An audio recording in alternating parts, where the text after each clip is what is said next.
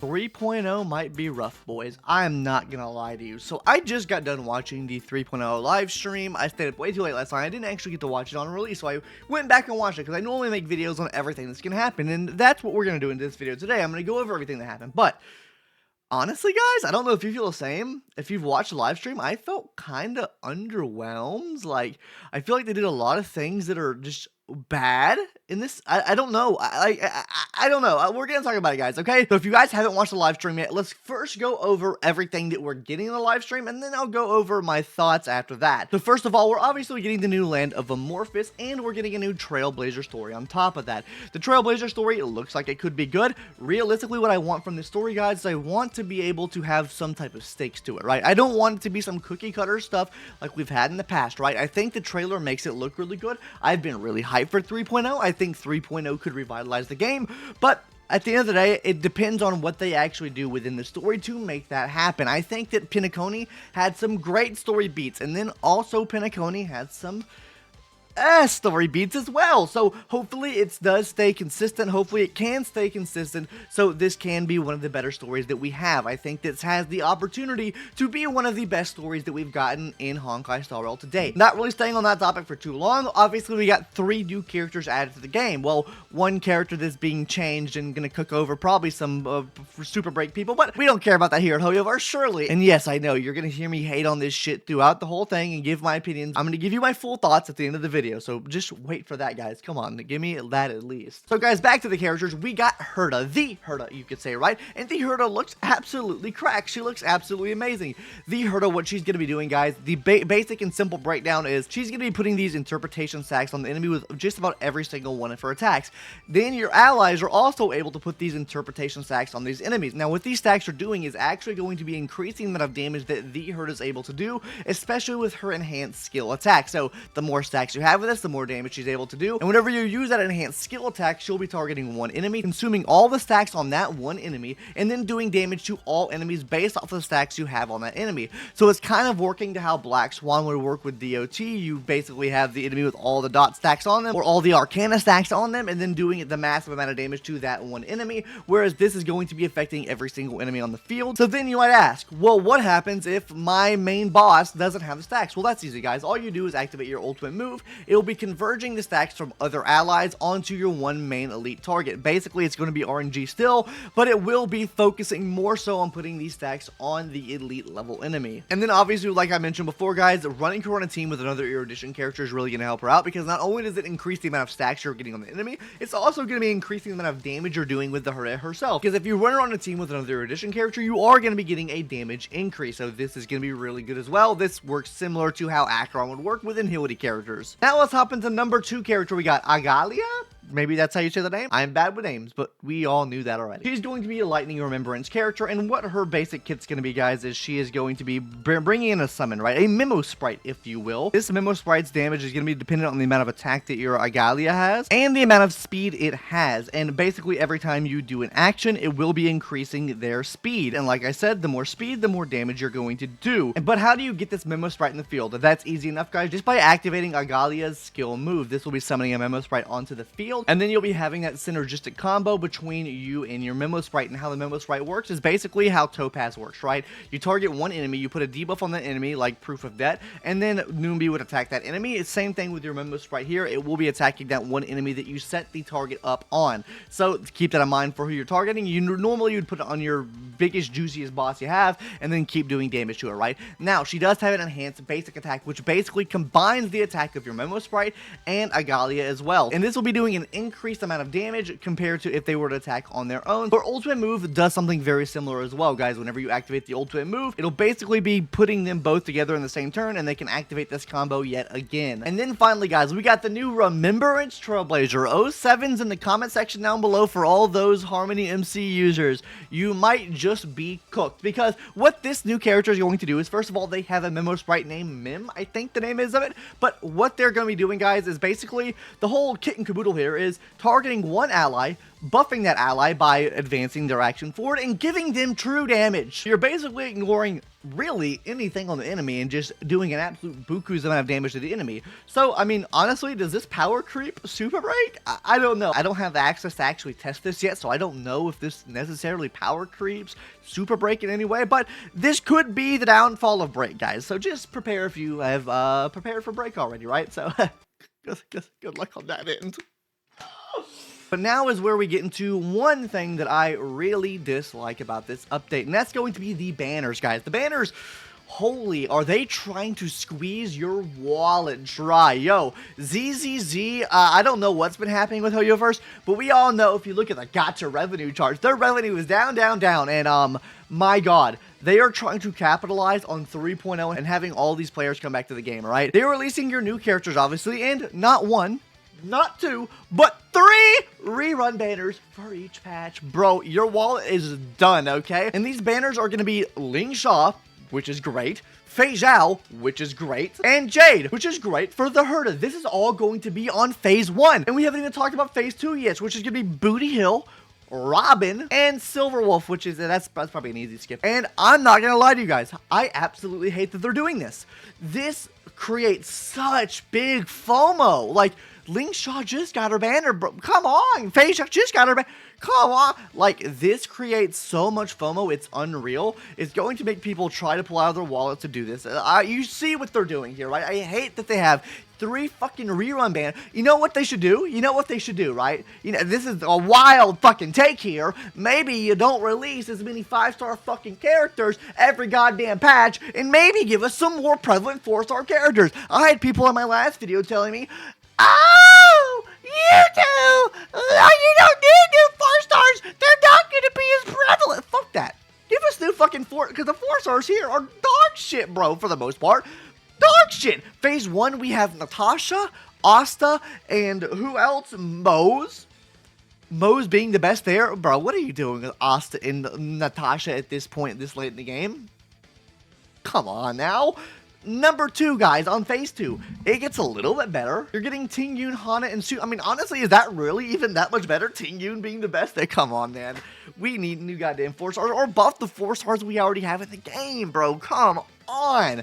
I'm going to get into a full rant in this later, guys. This is blasphemous. I hate this. So let's get on to the next topic here. Because the enemy types do look cool, though they are going to kind of cuck you if you do have healers on your team. Because what these are going to be doing is basically reducing your max HP. Or the main big boss that you're probably going to see in MOC is going to be reducing your max HP. You have to attack the enemy more and more to get your HP back up. So this does put you much more in the range of a one-shot. So if this enemy does end up having a really strong, powerful attack, there is a big possibility that you get one-shot.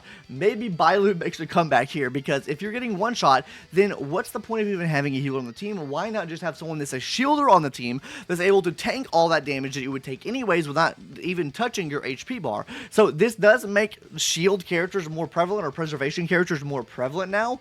So that's all that I have to say to that. I think the enemy designs look cool. I think the enemy attacks look cool. With that being said, let's go ahead now and talk about the next thing, which is events. Now, events, guys, genuinely, I do dislike some of the events. I mean, overall, guys, we're getting basically a lot of, like, copy-paste events from version 2.0 to version 3.0 with some changes here and there. Like, we are getting the basically minigame event where you have to go through and do these minigames to get rewards.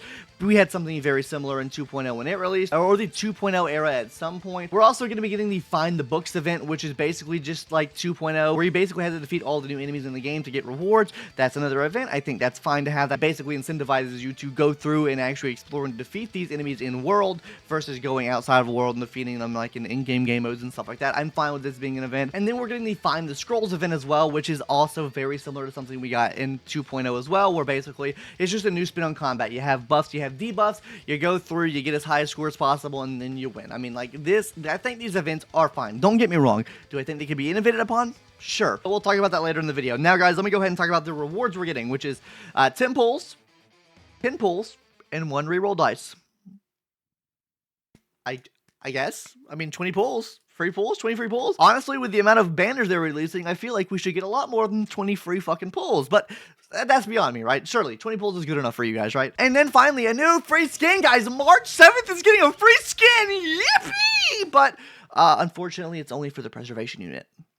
because everyone still uses that. My god. You do something inherently good by releasing a new skin, but then you put on the preservation path, which no one fucking uses anymore. Okay, that's all I'm gonna say to that one. Okay, okay. I'm glad we got a fucking useless skin basically. And then finally, optimizations. Now, optimizations. This is what I'm usually the most hyped for every single update. So let's go ahead and see what optimizations we have. And this was probably where we'll start our rant at, guys. First of all, guys, we'll be able to destroy these things in the city, and it gives us a movement speed increase. I guess that's good, right? We couldn't just use Yukong or any other movement speed enhancing character. I don't know. That's beyond me. That's beyond me. Secondly, guys, this is really big. Power increase. We're increasing the power cap from 240 to 300, which is absolutely massive. On top of this, guys, we're increasing the cap on the metals we can get for Simulated Universe as well. This means we can convert more of our Trailblazer power into these metals here too, which is really good, especially for the players that maybe can't play a day. They don't want to go over cap. You basically go into the game for 5 seconds and then convert them all over into these metals now. That could be a very viable option for you to use now, which is, I believe, really good too. And also, off rip, every single event will be open. So this means if you're just starting the game out and you wanted to maybe get some relic set or farm for a certain relic set but maybe you haven't made it that far in the story yet, you can now farm for any relic set, you can farm for any calyx, you can farm for really anything in the game right now to build up your characters before you actually reach that point in the game. And while we're touching on this, they're also adding a skip feature to automatically skip to 3.0 story. If you're just starting off the game now and you were really interested in playing 3.0, you do now have the option to immediately skip to that arc, which is going to be really good if you, like I said, wanted to play that arc. Oh, another huge quality of life thing, the treasure seekers for each place now you go to. Treasure seeker is going to be really nice, guys, especially for something like Pinacone, where basically your eidolons are derived from collecting stuff in the world. Having this in Pinacone is absolutely massive, especially for people that have not E6'd their Harmony Trailblazer yet, guys. This is going to be massive. I haven't done mine because I don't feel like finding these fucking chests. But now I have an ability to find all the chests for me, and then I'm going to go find them. Hell yeah, this is going to be really good, especially if they implement something similar to this to actually get your new Remembrance MC Eidolons, where you have to collect a certain amount of coins or something to get it. Also, O7 Guide Makers, they're releasing a leveling guide, basically showing people how to level up their characters, gear their characters, upgrade their characters, everything like that. So, big O7 Guide Makers. I do think, though, overall, biases aside of me being a content creator, I think this is a very good improvement to those people that don't watch guides at all, and they can just go in, see how they need to level up their characters. I do think it's a very solid quality of life change. ZZZ's done this, and I think this is a really good change here as well. And then finally, guys, we're getting the substat and the reroller dice as well. If you want to watch my video, I have a full video talking about what you should and shouldn't level up on the channel already. I'll try to link in the description down below if you want to see that. Now, let me get into my rants.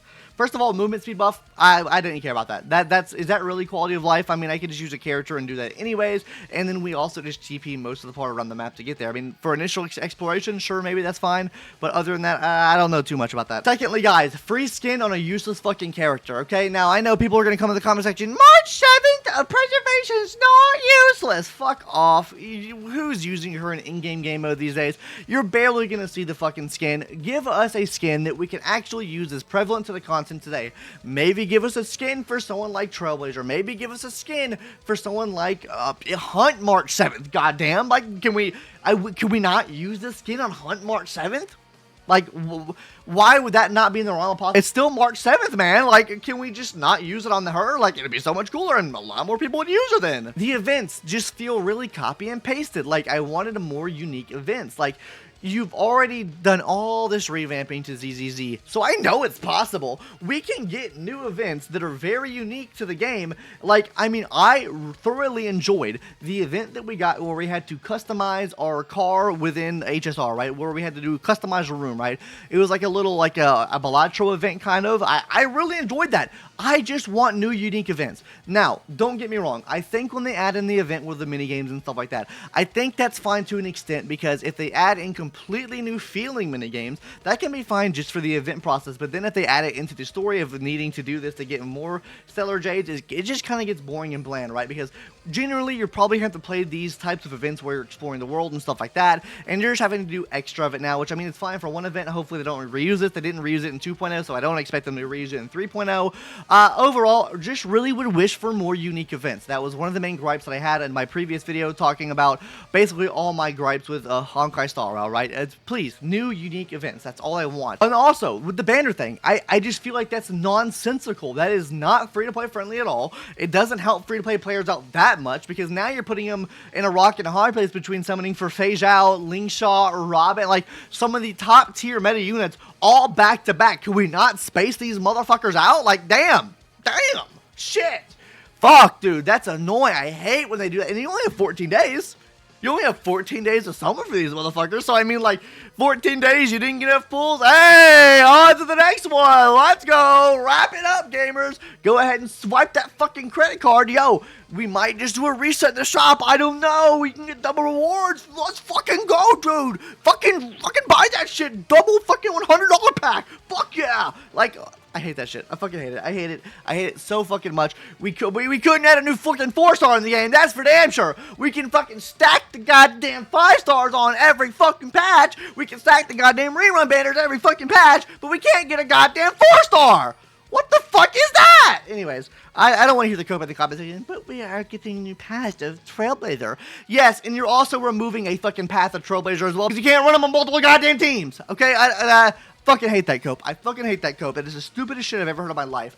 Break is fucking donezo. Guys, if you had a break team and you didn't pull for Fugue, yo, pull for Fugue now, because you might be fucking cooked, okay? We haven't got a 4-star to support it. Oh my god, imagine how hard that would be. I'm sorry, this is a fucking rant. I'm sorry, this is a fucking rant. Anyways, guys, I feel like 3.0 overall seemed pretty lackluster to me. I'm probably going to get a lot of hate in the comment section down below for this.